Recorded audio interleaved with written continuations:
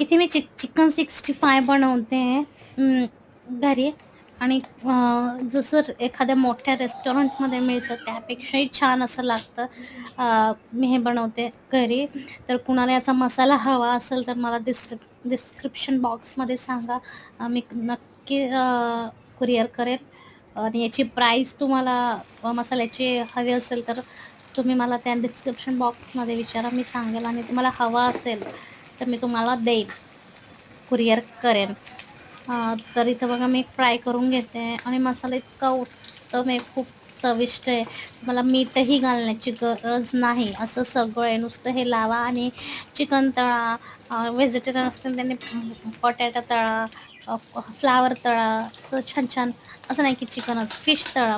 Multipurpose मसाला आहे तो. तर बघा मी इथं चिकन 65 बनवलं नाही, या मग खायला.